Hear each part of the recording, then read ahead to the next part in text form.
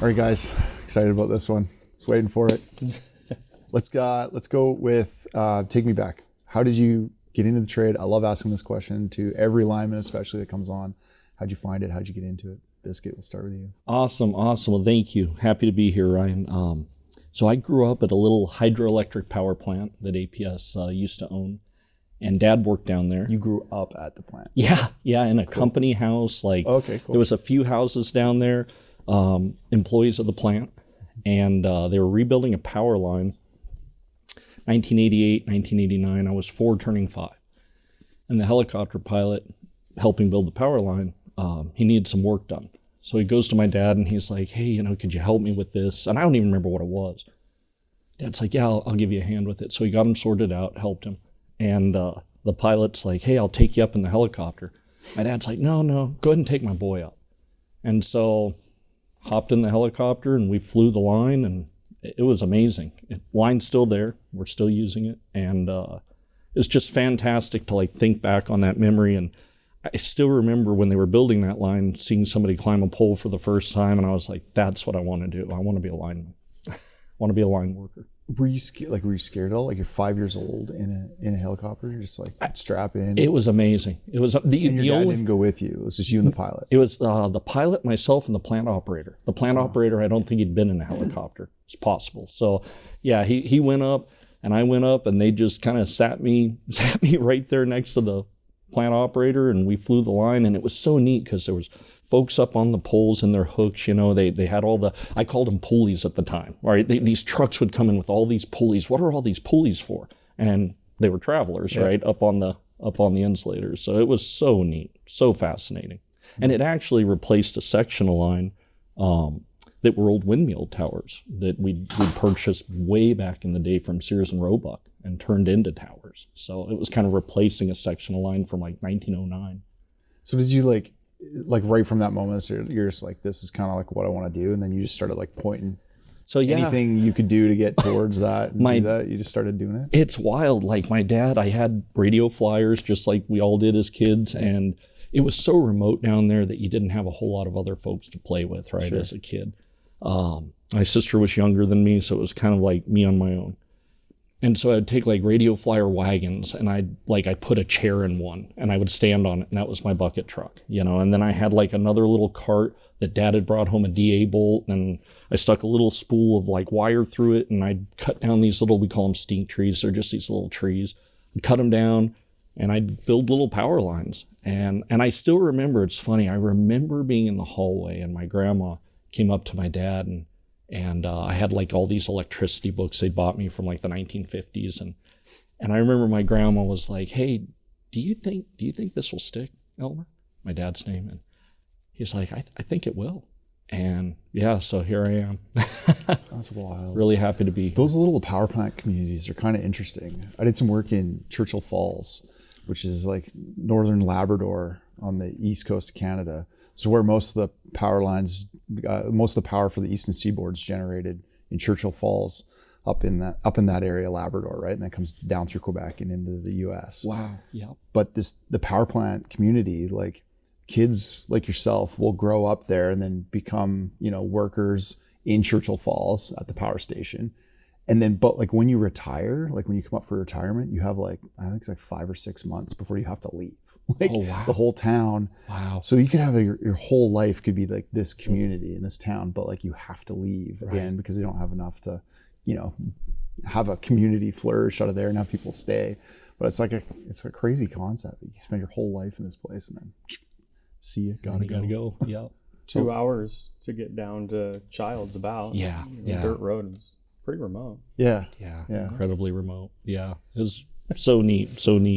Fast forwarding to my position now, I'm a supervisor that oversees transmission north, substations and PNC north. And what's really, really special to me is that area is part of our service area. So it's really cool go back there. I've gone back there, and we've had crews working on the substation that I used to walk by as a kid and, have a barbecue for them, right? And just say thanks. But it's really special to me. That's neat to see it full circle, right? Yeah. Todd, how about you? I've got some family history with APS. And so, got out of high school and decided I was going to go to school and all the things, and life kind of changed direction a little bit for me. And so I started kind of reading meters here and was trying to figure out exactly what I wanted to do. I mean, I knew what this trade was, but I sat down with my uncle, who's also a lineman, and I'm like, yeah, I don't know exactly what I'm going to do. And he just gave me hey, here, hang on a second. He walks out into the garage, he comes back in, and he's got a set of hooks. And he handed them to me and said, if you can figure these out, the rest is easy. All right, well, I guess that's the direction that we're going. So, but again, I knew what the trade was, what it looked like. Grandfather was in the trade as well. Was going to do my best to go a different route. But looking back, I mean, it's been such an adventure. I've had so much fun with it. And it's a skill set that, that not everybody has. And really neat at the end of the day to look back at, hey, we accomplished that. Like we gave a community power, or we restored customers, right? It's a really satisfying thing. And then you're out in the middle of nowhere sometimes, and just the views that you get, like this is your office, So it came around, but it took me a minute to figure out this is where I was going to be. I don't have the same kind of story where from early on, hey, this is where we're headed, Not many people. Yeah. It's like Alan Drew. Yeah. You ever met Alan Drew? Like climbing poles at 5 years old. Just like, this is what I'm doing. Him and I really hit. I went to NLC, and what a wonderful guy. Yeah, he's amazing. Yeah. I had a similar story too. It's like, I remember my mother asking me, because I grew up around the trade, right? My mom would ask me all the time, like, "Do you want to be a lineman? Are you sure you don't want to do this?" I was like, "No." Like, I don't know. Sometimes it's when you grow up around it, like it's cool, but you don't have that connection yet, right? Right. And then it wasn't until like I made the decision and started climbing my first poles and started actually going out with the crews. I was like, "This is actually dope. I think this is cool." Yeah. Would you already? So similar to my comrades here. APS runs deep. My grandfather was an equipment operator when APS owned gas. APS, Biscuit could probably help me with the dates. We had natural gas, and my grandfather was a backhoe operator on the natural gas side. They sold early 80s. 1983, 84. And there was opportunity for him to move to the power side to do similar, trench work. Underground power lines were still, new or newish. He retired out of Paradise Valley O&M in about 1993. My father, he did his apprenticeship here at Arizona Public Service.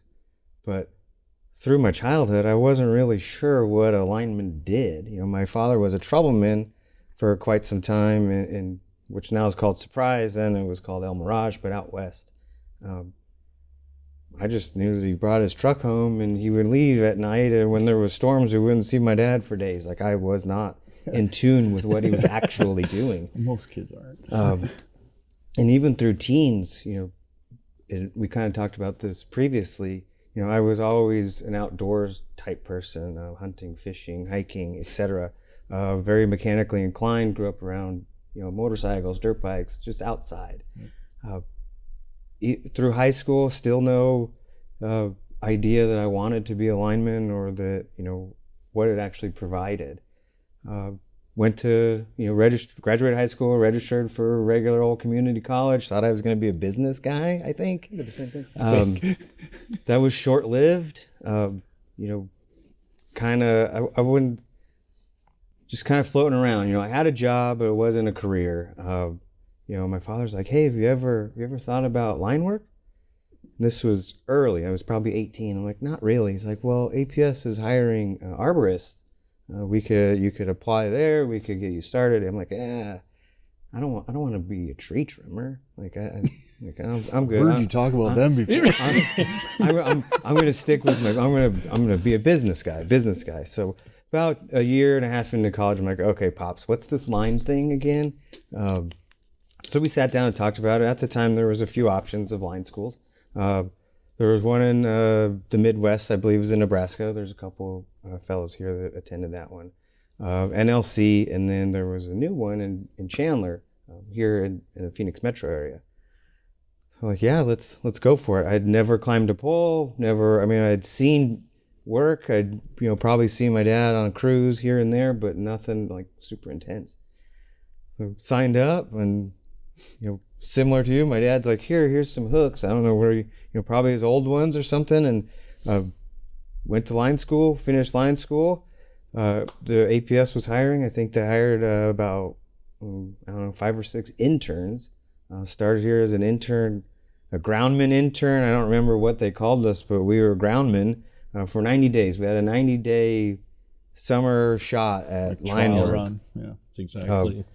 Worked right here, Deer Valley. The department was very diverse. They're still very diverse. Underground construction. They have overhead crews. They have underground crews. They have all kinds of things. So I was able to get a good mix in that 90 days. The timing, I'm sure, was intentional because right after the 90 days, the pre-apprenticeships opened up. Was successful there.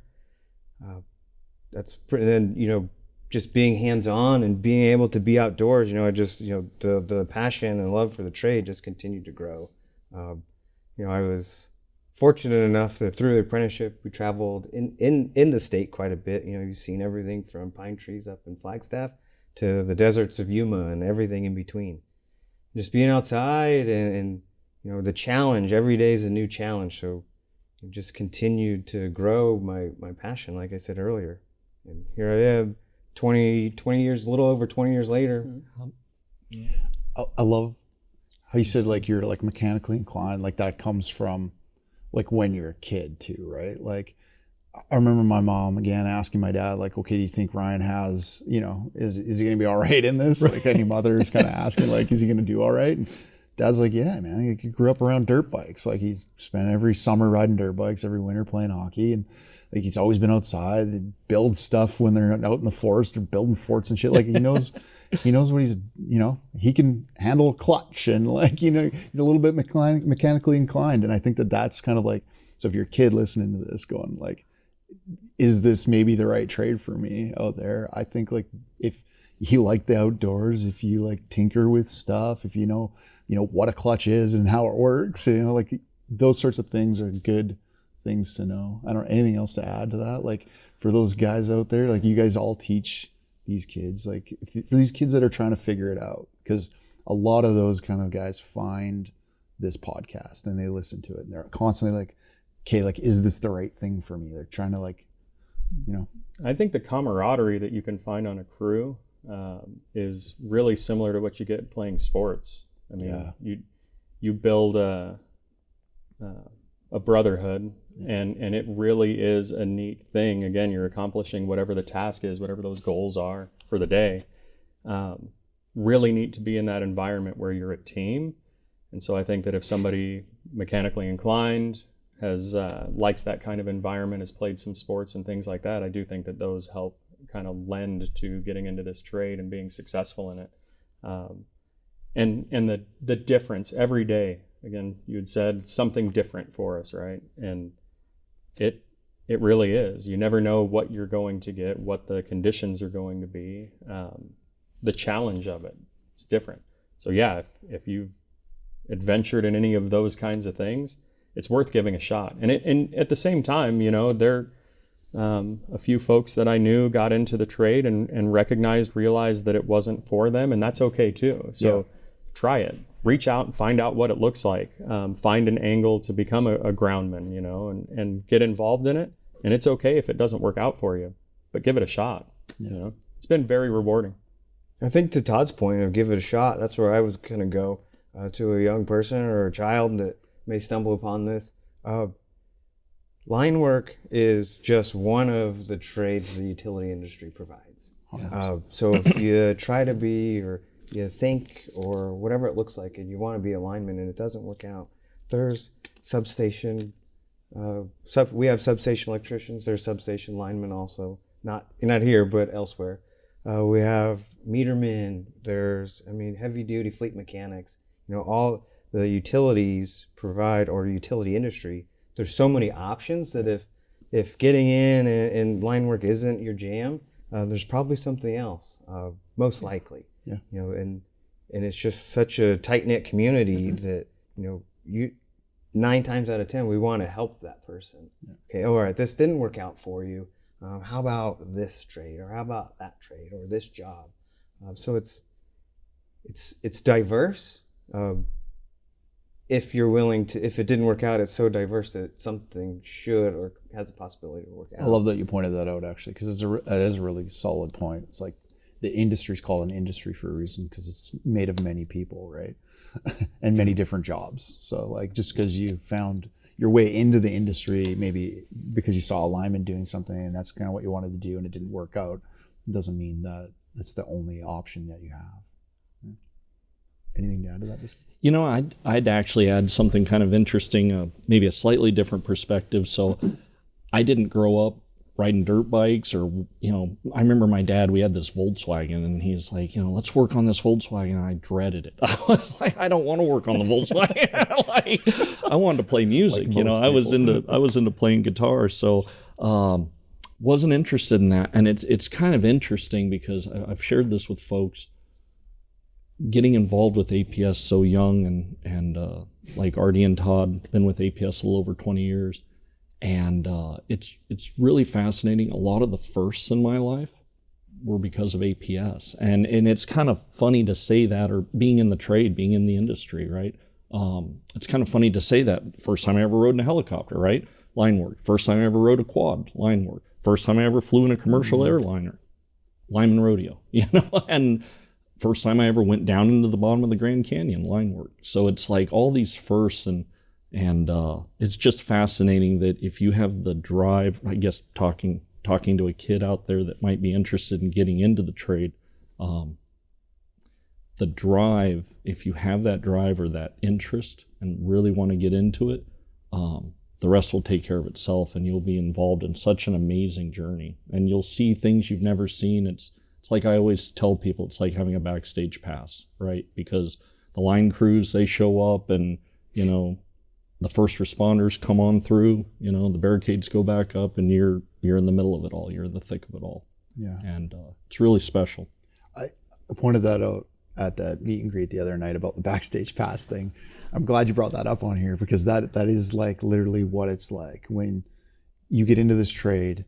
You get yourself into some situations where it feels like you have a backstage pass to things. Like my foreman, you know, he got to work the Olympic Games when they came to Vancouver, Canada. Like, and literally he's like, this is unreal. Like, I'm in these stadiums and I'm just here to make sure that these lights stay on. They're going to stay on. There's a lot of other people making sure that they're going to stay on. And I just get this backstage pass. Actually, I get paid to be here and watch the gold medal game and like whatever. And yeah, I don't know. I think back to like some of these storms I've been on, like Hurricane Sandy in Connecticut, like flick those orange rotating lights on and you get to just drive into anybody's yard. You know, like you'd be shot for doing this at any other point in time, but like you just get, and they're like, come on over here. It's over here. Come fix it. You're just like, wow, look at that. Yeah, look at that. It's so, it's neat. So neat. So neat. Yeah. And it's so cool. I mean, because, you know, the whole reason for that, right, is the product we're providing is so important and we rely on it so heavily. I mean, and especially here in Arizona where the temperatures in the summertime are a little extreme sometimes. Yeah. You know, like June, July, and August get a little bit rough, but you know, that reliability that we help provide, and there's a lot of moving parts to make that happen, but it's critical for folks to be able to live in the desert here, you know, and so that's definitely a pride point for I think anybody that works, you know, especially the industry overall, right? Yeah. But we do take pride in it here. The reliability portion is huge. The power has to stay on for folks. So yeah, that's a good point too. Like the pride aspect of it. It is really a job that you like, I don't know, provides pride, proudful moments. Like you feel like you're serving too. Like you have a servant heart. Profession. You know, that's why it works so well with military veterans a lot of the time too, because they can transition into a trade like line work and it kind of feels similar in a lot of ways, you know. Yeah.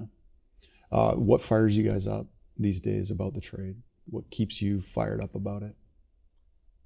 One of the things that's really fascinating to me and looking at it, you know, not only from the department that I'm a part of within transmission, but just APS as a whole, is we're kind of in a renaissance right now, I feel like, within the industry. And I feel like with data centers and added load coming onto the system, it's a new era. Like, we all came up, and you'd hear the older folks that we came up with talk about like the transmission boom in the 70s, right? And that was a thing here, right? And so I feel like we're getting into that again, and it's like this whole new thing, I mean, we're talking about, customers that want gigawatts, and it's amazing. It's absolutely amazing. I believe there's, like, top of my head, 129 working data centers right now within the state of Arizona. So we're only going to continue to add to that, and they all need power, and they all need cooling systems. And so for not just linemen, but every trade, pipe fitters, people that work for natural gas companies, it's a really exciting time. And it's an exciting time for our customers too, because, we're going to see out of this a newer, larger grid. I love that. Like, it is, I don't know, people say like, well, is AI coming for your job, right? And most jobs out there, like, not most of them, a lot of them out there, AI is definitely going to get you real soon. No doubt there probably will be robots doing our job eventually, but it's still going to be a little while off, I think. So I think if you're still thinking about it, getting into the trades, and especially line work or something like this, you still got a bit of time left. You probably got a career in it still before, absolutely, cyborgs or complete robots are doing it for us. I think you asked what fires us up or what keeps us going, essentially. And I think it evolves. It evolves with your position. It evolves with the job at hand. Like currently, what for me is success. I'm a supervisor of what we call overhead system construction. Outside of APS, it's transmission construction, mostly 69 kV. And watching these projects from stage gate 0, which is the very incipient stage of finances and planning and land and forests and wildlife studies, and watching those come to fruition to the day that your crews get to step foot on that right of way and begin what we know how to do, or what we grew up doing, and watching them be successful, being able to provide them with the tools needed.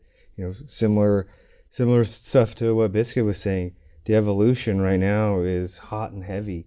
We're on a conductor, we're on its 4th revision, and it seems that every revision tooling changes, whether it's the travelers to pull in the conductor, or the way to pull in the conductor, or the way to terminate or splice or dead end. The evolution is going fast. Mm-hmm. And just being able to be supportive of my teams and other teams also, helping us storm restoration, where our transmission department, usually when we have large scale storms, we're all involved, all northern transmission, southern or metro transmission and system construction. We all work together to attack these. It's, small wins, daily small wins, keep you fired up and keep you engaged. All that. I think that the technology that we're looking at, and kind of changing the environment there, it's exciting to see what's coming. How can we better serve our customers? It's a really neat thing to see as it continues to evolve. But another thing is the drive and the passion that you see in some of the folks that are just starting to get into it. I mean, not directly involved with the apprentices as much as I would like to be currently, but seeing them come in and that drive, that passion reminds me of where and why I'm standing where I'm at. And it's a neat thing to see, especially early on in a career like that. It just fascination. Yeah, everything is brand new. It's all shiny, right? Everything is, and so it's really neat to see that, and it's a good reminder for me what that looks like and why I had originally started down that path as well. It's good encouragement or reinforcement to knowing that, okay, like, we're doing our job right by, continuing to pass that down, and like the next generation's actually grasping that brotherhood, camaraderie, excitement for the industry, the trade, and it's like, okay, we did our job, Yeah. Which is weird, because I didn't think that. I feel like a blink of an eye. 20 years later, I had no idea that this is exactly where I was going to be. I kind of had an idea. So my group is more of the contractor side of the world to help support the projects that need to be completed on, the APS service territory. If you'd asked me, several years ago, I had an idea of what it might look like, but standing here now and seeing those projects and the data centers and those kinds of things that are coming in, and again, that's a giant light switch for them, to see that happen where the light switch comes on, lights come on and everything is running. It's neat. And the projects that are out there, it's continued growth. To see about your point that probably still going to be around for a couple of generations. The growth and the change that we're going to see transmission like we haven't since the 70s. Yeah. There's opportunity. It's everywhere. Yeah. It's an exciting time. Yeah. It's actually like super exciting for anybody listening that made the decision that they want to get into this already, because like you have a path. Like it should fire you up that there's a career here, there's a really wicked career here, and there's a ton of work ahead of you right now for the next 50 years. Because like whatever, you got to double this grid, triple this grid in the next 5 years. Like if they could do it tomorrow, they would. So it's like, come on, like let's go. Yeah, and there's already not enough people to fill all the spots. So like if you've already made the decision, it's awesome. Like go for it. Yeah. You mentioned in what fires you up, this new kind of like phase of life where you're in leadership and supervising now. Has that transition been hard for you? Because like a lot of people are kind of like, listening to this or trying to decide on that next step. Like they're not just entering the trade, but they're transitioning like into leadership. What was that transition like for you? So that transition took place for me just over 6 years ago. And it's challenging, to say the least. Most of us have experienced the same type of movement where, the first supervisor job that I was lucky enough to get, half these guys taught me as an apprentice or more. One of the crew foremen, Doug Larson, he was great foreman when I worked for him as an apprentice. He's in my interview for the supervisor, and he asked me one of the hardest questions I still think I've ever been asked on an interview. And he asked me, how does a young lineman come into a department and be my supervisor?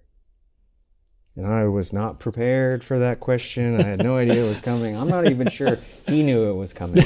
But it was from the heart. Like he really was interested. How is this going to work out? And I took a few seconds to think about it, and I started my leadership career with, I'm like, it's trust.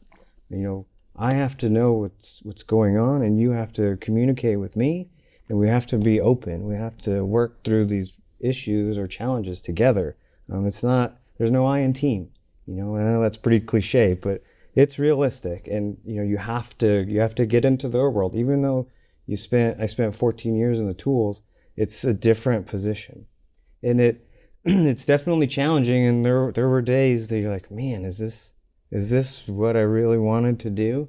And you just keep pushing through it, and you keep those doors open, and you ask them, you lean on them, like, what do you need? What is holding you back, or how can we improve whatever process or job or whatever we're looking at? How do we get better? If we could get 1% better every day, how does that happen? Challenging, yes. I would encourage those that may be interested to take the time. It's not an overnight transition. It's actually still transitioning. There's plenty of opportunities out there with leadership classes, and now there's places that are tailoring to a field or frontline employee to leadership. Read the books, listen to a podcast, but it's the transition, I feel, is never over, because you still always have that passion or love for the trade and the tradesperson. So, and being able to differentiate, passion and work is sometimes, especially early, is hard to differentiate. But continue to learn and continue to provide, that open door to your crews, whatever type of crews you're leading. But it's challenging. Stick with it. Take the time to learn, and most importantly, just lead with integrity and trust. Love that, Todd. Man, Yeah. Preach, bro. Yeah, nail it. So I took over the transmission maintenance group for Southern. Was the first leadership job that I had moved into, and so Friday I'm one of the linemen standing on the transmission maintenance crew, and Monday now I'm the supervisor. And I got some of the same kinds of things. And we were talking a little earlier about some of the folks. Most of that group I was an apprentice for. I was a pre-apprentice for a lot of them. And some really interesting conversations there. But the message that I tried to deliver was I'm here to remove the barriers. I understand what those challenges are. And I always say, if I can move the needle, just move the needle, then we've made a difference. And I think there's value in having somebody in some of these leadership roles that has some of that understanding. Is it necessary every time? No, but every now and then it's provided to be beneficial or proven to be beneficial. And I can try to remove those barriers in some of the meetings. There's always challenges with material and those kinds of things, and having the background to be able to remove that barrier before the crew even knew that it existed. That's the goal. Right? The challenges that are provided to us, no different than standing on a crew and working through whatever the situation is. You're changing out a pole and it's, the setup's not quite right, or you do have to climb it, whatever that looks like. It's a different set of challenges. So still being engaged mentally, learning, growing, which I think is something that every lineman, kind of has that built in. We're always learning. We're never going to have all of the right answers. We're going to continue that path. Now I have just other things. Learning new skills that I didn't know, developing skills in the leadership space, to your point about some of the classes and things that are out there. I still get challenged. I still have those opportunities, and I still get to interact with the crews and make sure that they're able to turn some wrenches. So it's like a mindset shift, though. Yeah. It really is. Yeah, it took some time. Yeah. What does good look like? Kind of understood what that was standing on a crew, right? I knew that if the goal was to change out 3 poles or, restore whatever customers from a storm, that's what good looks like. And so standing in my leadership role, I wanted to make sure that I was covering all of the bases. What does good look like here? And it took me a little bit to kind of figure out what that is. But again, it goes back to removing those barriers for the crew so that they can be successful in the field.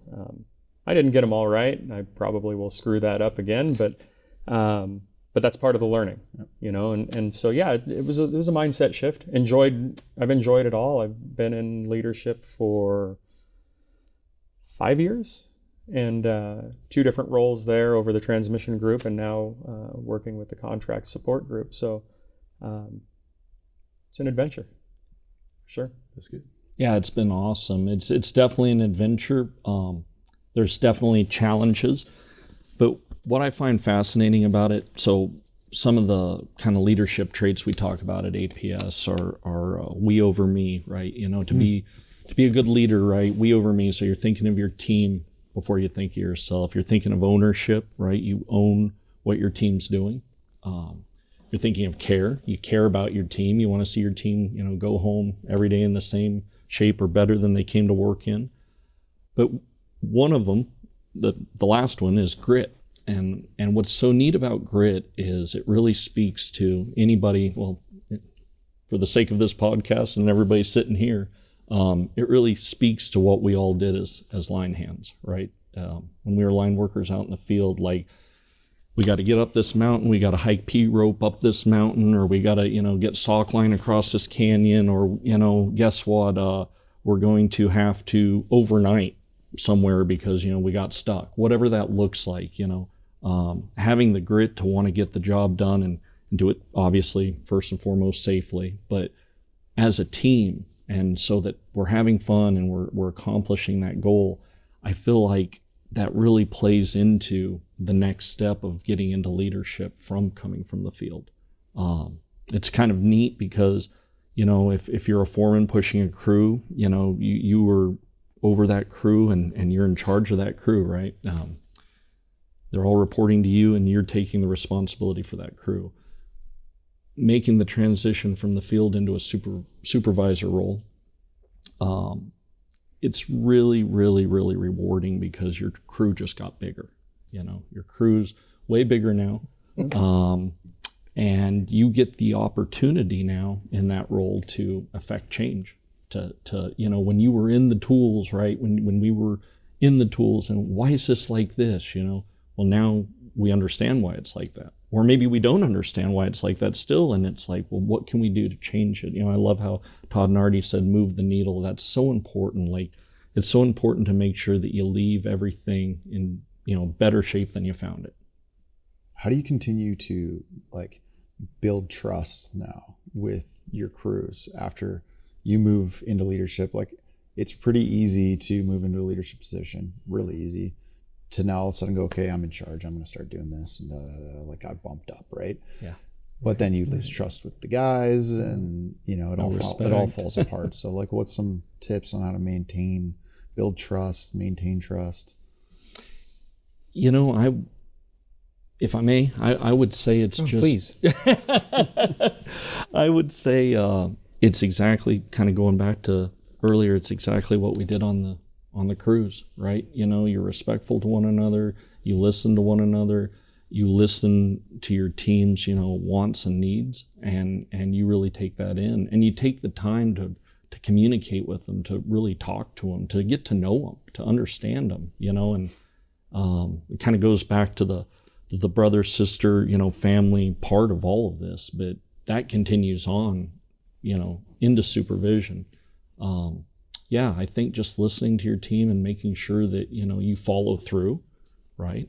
That, if they ask you for something, that they may not like the answer, they may not get that certain something, but at least you took the time to follow through and find out for them. So. Yeah, I think providing the why. This industry, business, however you want to frame it, providing the why decisions are being made, the direction that we need to take. That can go, at least for me, when I was standing on a crew, it went a long ways for a supervisor a leader to walk over and have that discussion and provide that understanding. To your point, we might not agree exactly, but if we have that, I think that's... Just give me some context. Yeah. I just need to know what I'm doing this for. It's huge. And then the say-do ratio can sometimes be a challenge, but if you're going to commit to that, following through and nailing that goes a long ways for any team that you're leading, whether it's, line crews, it doesn't matter who that is. But getting that taken care of will help build that trust, relying on them and empowering them to make those decisions in the field, and supporting them through that. It continues to build the trust there. And then the background that we have, where we're able to speak some of the same language and understand some of those challenges, and hey, here's how we're trying to get ahead of it. They recognize that, or hopefully recognize that we're all driving to the same point. We all want this goal accomplished, whatever the task is. Goes a long ways. They hit almost every nail.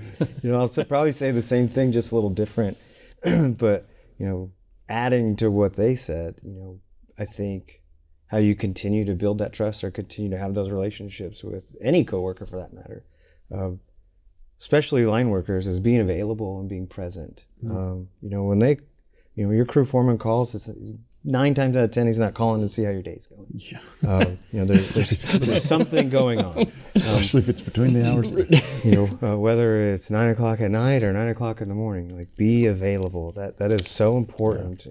As knowing from being in the field, knowing that, that person is going to answer their phone when I have a challenge, or I need to run an idea by them, or, whatever the call is for. So being present, all the things, like I said earlier, the say-do ratio, follow through, having, response. So, how do you respond to things? Is it, hey, can we get this tool, whatever? And Is it 3 weeks before you give them a response like that? They're gonna be like, oh well, that person didn't care, or they forgot about me, or when certain requests are made or questions are asked, like they have different priority levels, right? and some of them, an answer, whether it's the one that they're looking for or similar or completely opposite, but showing that you put in effort to answer that question, showing that you put in that effort to do the research for whatever the question may be.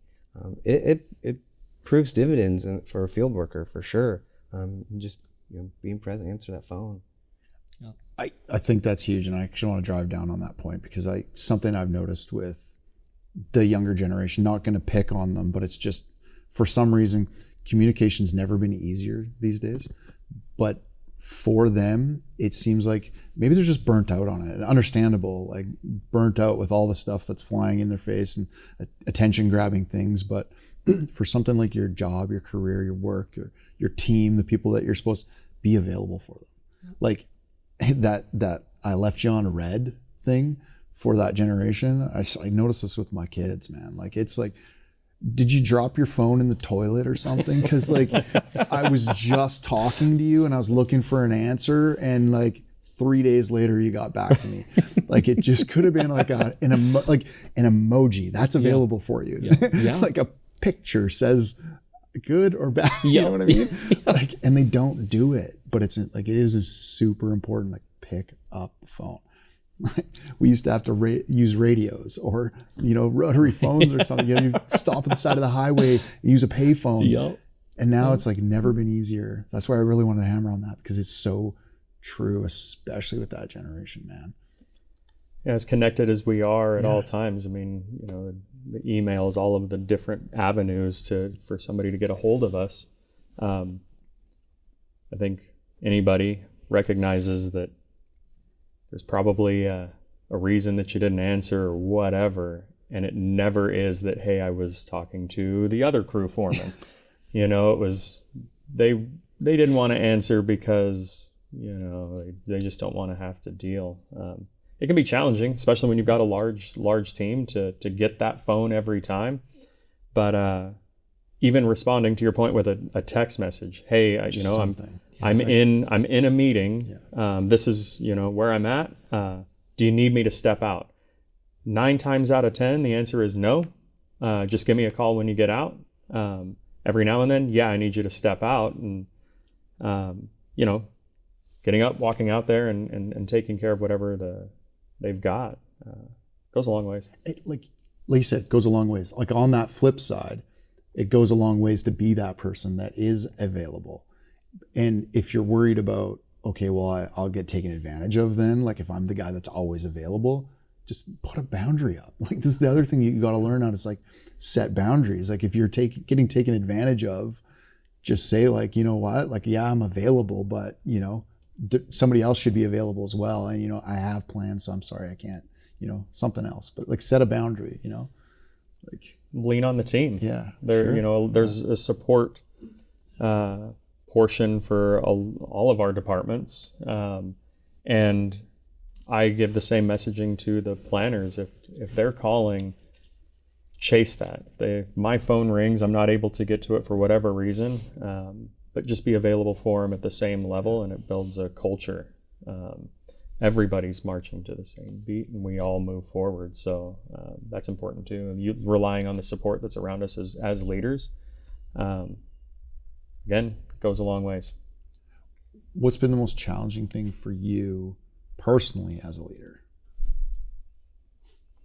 I think maybe some of the, just personalities, right? And a line or a crew foreman had told me the hardest part about doing line work isn't line work, it's dealing with the people. Does it sound familiar? I remember my dad. Yeah. I remember his dad saying that. Yeah, took me aside. Hey, this is what it looks like, And not that any of those are bad. I think that linemen overall, and I would say tradespeople overall, have a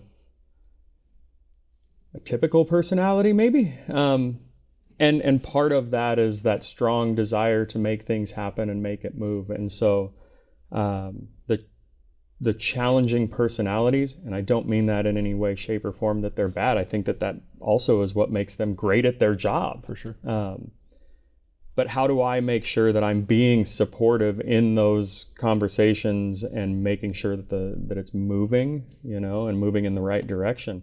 I think back on what that looked like the first few times. The response looks a little bit different. I'm in a different role, so I had to really look at what I'm doing as part of that conversation and how I can, again, move that needle. It was different when I was standing on the crew. So getting that kind of, again, mindset shift. What are some things that you've done to help change that mindset, or things that have helped you learn how to deal with that in the way that you do now? Take a deep breath every now and then, right? Yep. Typically, when those kinds of things are going on, we were in the transmission maintenance space. When things get a little more elevated and all of the things, we're all trying to get that goal accomplished, get everything stood back up and on. I had a gentleman that was a very well-known troubleman here, been around for a long time, and I got a trouble job, and I'm shadowing him, get this call for part power, jump out of the truck, throw my hard hat on, and grab my tools, and I'm going to take care of this. And he reached over and just said, "Hey, take a break. Just stand here. Nothing's going to change in the next few seconds." And I think that's applicable regardless of where you're at in your journey in the trades. But I'd kind of forgotten about that for a minute and thought, okay, I need to run around and take care of all of these things. And then one day that popped back into my head. And so that was one of the things that it doesn't matter what's going on out there, my response is going to matter. And so taking a second to think about what this is going to be, it might just be that they need to vent. It could be that we're actually trying to problem solve here, but taking that extra time for myself to just kind of soak it all in, see what it looks like, and then we're going to make some decisions, and then we're going to move. If something isn't going quite right, that's already happening, unless it's something safety sensitive, right? What's done is done. Let's figure out how to move forward. So that's one of the tricks that I use, and that troubleman, I applied that to when I was working in the field, and now I use that daily here. It doesn't matter what the challenge is. Take that second. That breath, that step back allows you to step back too sometimes and see actually the bigger picture. Yep. And see this thing on the right that you were missing because you're so in it here. Yeah, love that. What do you got for? I'd say, of course, working around different personalities is something that we've all worked around since we got into the trade. And to Todd's point, very well put, it's one of the things that makes the trade so special, right? There's so many, the three of us are characters. Like there's so many characters out there that it just makes it really fascinating to be around and to be around those personalities. But as far as a challenge, I would say something that was interesting for me making the transition is when you're on the crews, and even on a big job this applies, but when you're on the crews, you see something every day. Like when you drive off the job site, there's a pole set, there's a transformer hanging on the pole, there's a service ran, right? You see it's quantitative. It's very much like we did that's there, that's done, tomorrow, next. In this role, it's quantitative, but it's a bit more long-term, right? It's a little bit more, talking earlier, bringing up, the moving the needle. Again, you're moving the needle, but it's just taking, it's taking longer. It's a bit more strategic, right? You're thinking long-term. You're thinking, where will the team be in 8 months, and how do we get there if we started today? And what roadblocks and obstacles are we going to have to get there? So to go from, getting, dare I say, instant gratification, right, to something taking much longer, that was a little bit of a challenge, but it's good. You kind of get to Todd's point, you get to stop and take a break. And that's something that I've noticed in my leadership journey. And it's definitely a journey, right? It's forever. It's forever. When you get into leadership, whether that be, crew foreman leadership or a lineman on the crew that's a lead lineman, right? That leadership mentality is forever. And the journey you're on to get there is forever. But it is fascinating to notice that, you get a little bit more time in this role to put things together. I've heard I have a few like business mentors, and they talk about, especially in the entrepreneurial world, talk about not setting goals in years. So they set it in like decades. Like any big goals or anything they're trying to achieve, it's a decade-long goal. And I think that is a good point. With tradesmen, you just build things day to day, and it's like, hey, I built that. Look at that, 20 spans. It's beautiful. Yeah. And then when you hit leadership, it's like you've gone through 4 years, and you're like, what have I done? But the fifth year, you look back and you're like, wow, we changed culture of the entire company. Like, that's what we did. But it took 5 years. It didn't take a day or two. And you can still, even in these roles, and Todd and Artie can attest to this, you can still see some really neat things happen. Because of our backgrounds, we end up, running storms a lot.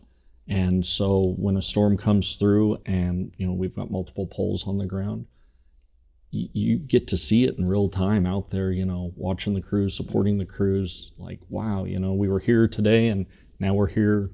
We were here yesterday and now we're here today. So it's still there. Yeah. Still there. Yeah. It does look a little bit different, but it's still rewarding. We still have that opportunity to stand there and be a part of restoration. Yeah. It's a neat thing. Yeah. That's a good little bonus for us. Like, it is. Just a good little reminder that, oh yeah, we can. Yeah. We already struggle with. So there's a couple of topics on that plateau of what's like the most challenging. Similar to some of them, I won't repeat, but I think the emotional intelligence side of it is it's extremely challenging, and it changes daily. Where I took some time and did some stuff on my own, and some stuff provided for us through different leadership trainings, is how to understand your folks. Whether it's your manager, your director, or your foreman, or your lineman, or any trade type. What makes them tick? How do I communicate to them that they understand? Because the way that I talk to my child is different between the two of them, or the four of them. Sure. Even. How do I address a issue or a challenge with my vice president is going to be different than how I talk to the fellows on the crew. And just learning that, and there's so many different assessments, and you do these 60 question thing, and they spit out what your strengths are. Where you're like, holy moly, that's me. Like they nailed it. Like they did really good at this. But it also helps, that research. It also helps how you communicate to each other. You'd be like, oh, this person acts this way to this type of response, and maybe. Unfortunately, but fortunately, sometimes you find out because you communicated in the wrong way, or it didn't sit well, or the message may have not been grasped. So that's ongoing, because the personnel are ongoing, right? Everything's changing almost all the time. So having that tool and continue to work on that tool, it's challenging, because like I said, personnel change, situations change. And just staying on top of that, it's been semi-successful, but not a challenge that's going to go away. It's not like you've reached the summit and you're like, oh, I got communication in the bag. No. I can talk to anybody anytime, and it's going to be perfect, right? That's something. So it's ongoing, right? And it's effort. How to continue to get better there. What's the best piece of leadership advice you ever got?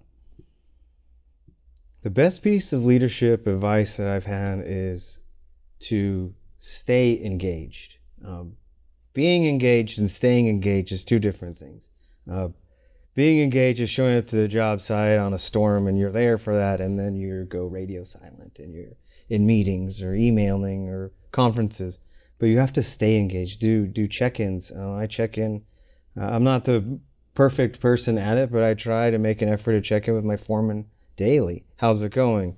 What are you doing today? How'd yesterday go? What's on the docket for tomorrow? And just and it's not just the foreman, it's the planning team or the PMO group, and just continue to stay engaged. Because believe it or not, it feels like you miss a day or two of stepping back or going on vacation. You feel like you missed a year. Sure does. Sometimes. So just staying engaged rather than being engaged, and it's difficult. It is difficult, but that advice, and it's so broad. Staying engaged with what? I'm sure some people are thinking. Almost all areas. Mm-hmm. Staying engaged with your labor, staying engaged with your planning team, staying engaged with your support groups. We have quite a few different departments that we can do a lot of things in-house here at APS. Well, some of the projects that my team does, we have a project management organization, we have financial organization, we have pre-construction, which is hole digging and pole hauling and pole framing. There's so many people to continue to stay engaged with. It's a lot, but when something happens or something gets missed, it's a lot easier to recover when you have those relationships. Sure. Because you've been engaged throughout the whole time.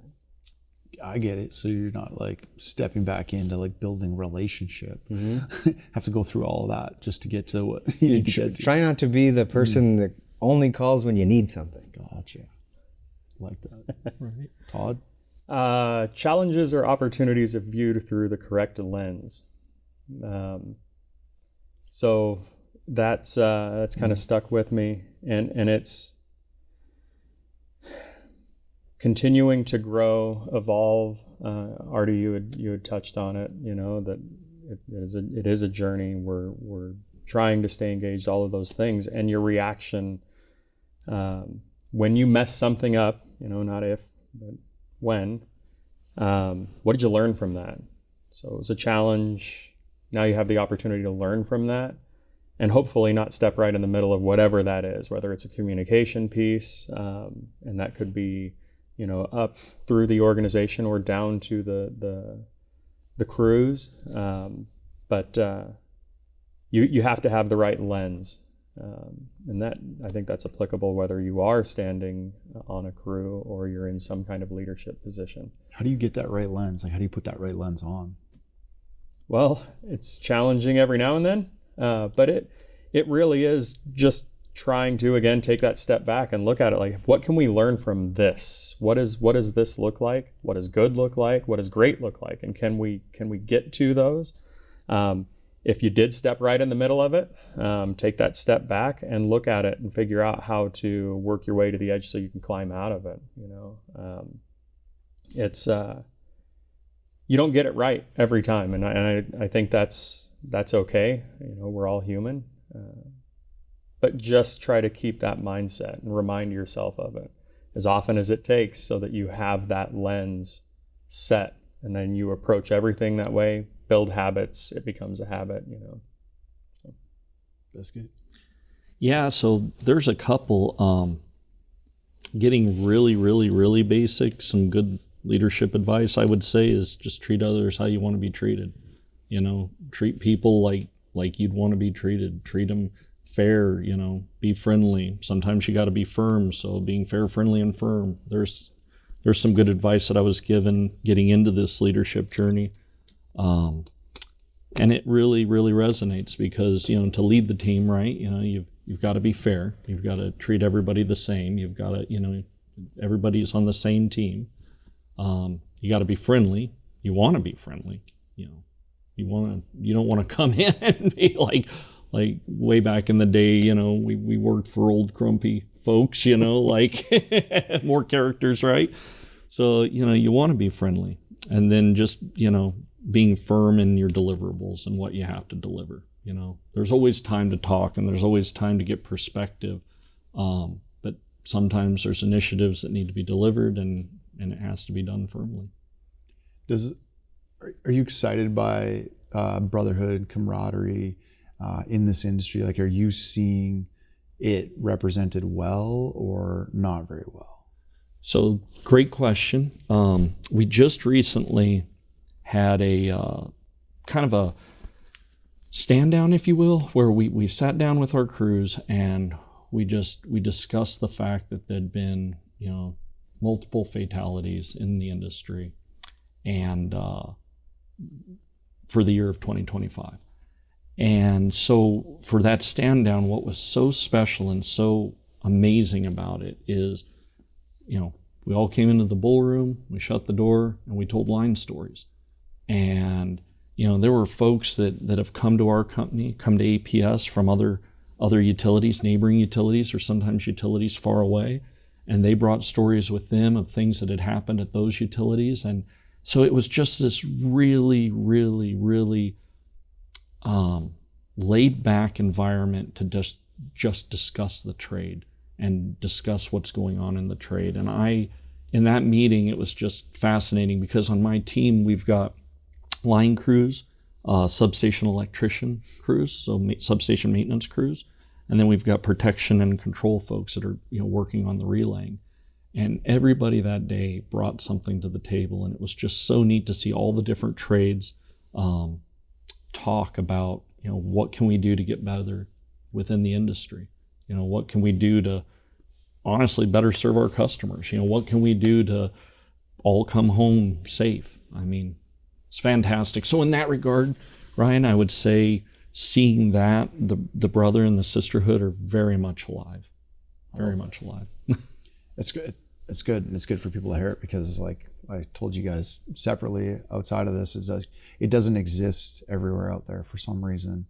So I really want to let people know that it does exist in some places. And if they're not experiencing it where they're at, it's seek out somewhere that does, have a good sense of crew harmony, camaraderie, brotherhood, sisterhood, whatever you want to call it, because it does exist. Yeah. Are you excited by it? Yeah, I mean, if somebody is living in the environment that they don't have, and that kind of feeling for what this looks like overall, there is always the option to move into a place that does. But I think that the individual can help drive that. Find the like-minded individuals and start at square one. And start trying to build that amongst the crews and the teams. And that is a monumental lift. But our attitude will drive all kinds of things. And so if we approach it from the right attitude, if you are working in a space that brotherhood and sisterhood is just not quite where you want it to be engaged with your fellow workers, your teams overall, the leadership teams. Again, we're all looking to make the same thing happen, right? We want the light switch to work, Yeah. So I understand that's a giant ask, but the camaraderie and things that we feel here at this organization, we're helping drive those conversations. Be a part of it. Make sure that you're doing the things for us. I probably wasn't always a shining example of making every single, union meeting, but be engaged there. Find a spot that makes sense.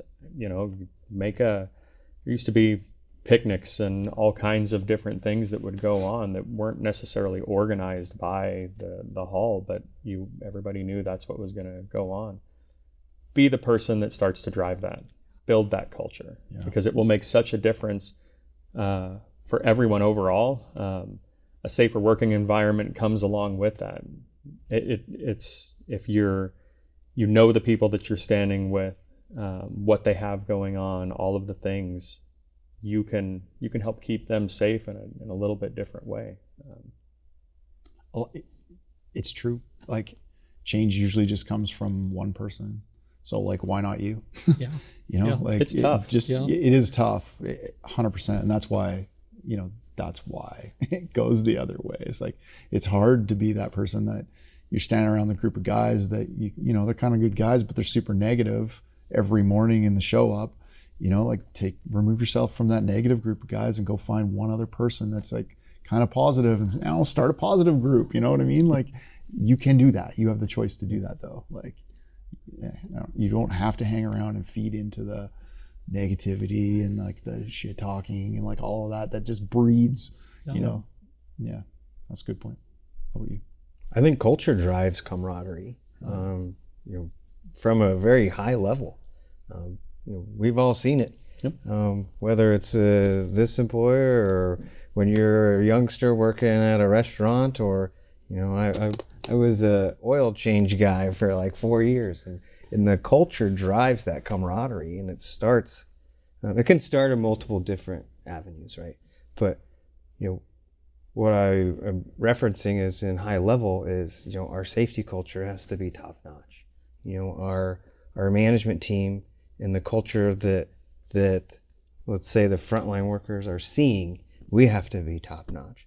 And if we're getting along and our culture is, you know, generally positive, regardless of the topic, and the care portion, like we have to show that. Like we can't just imagine or hope that the culture is good. We have to continue to drive the culture, and then you have to step in if you see deviation from it.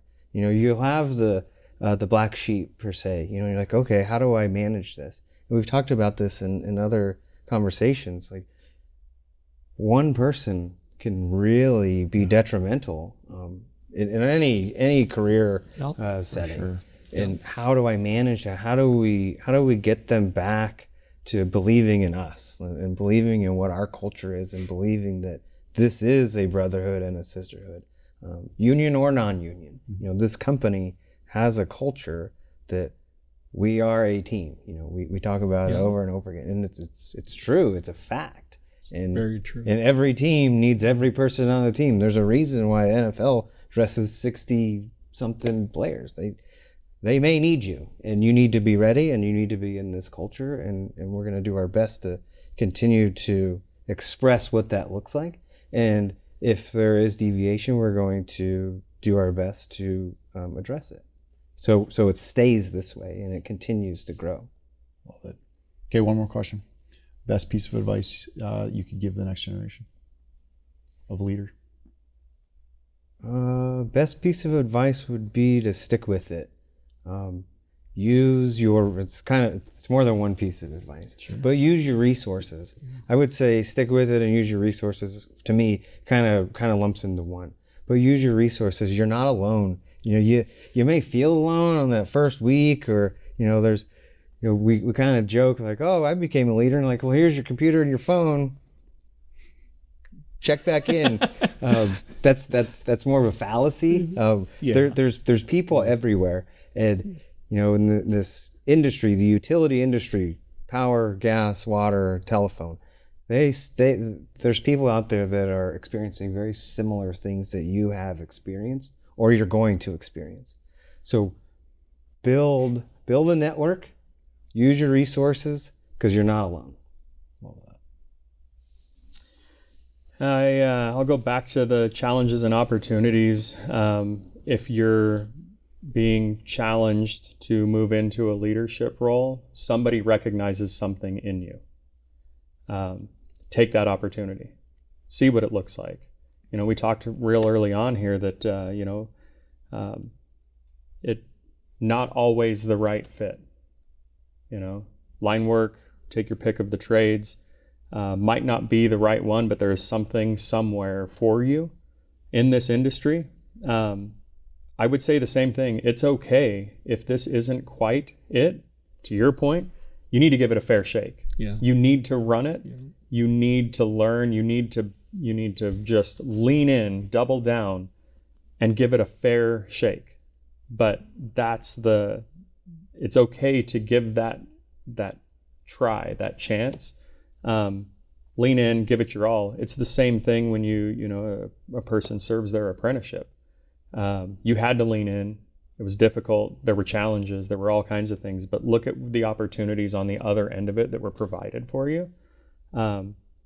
You got to give it a try. You just have to just lean in, make it your own. Figure out who you are as a leader. Not that you're going to change who you are, but how you communicate, the different things. You're going to take something from everybody. I mean, you're working on a crew. You learn something from every lineman, whether it's what to do or what not to do. And so you're going to have the same kinds of opportunities. And so just lean in, make it yours, and give it a shot. Love that. What would you?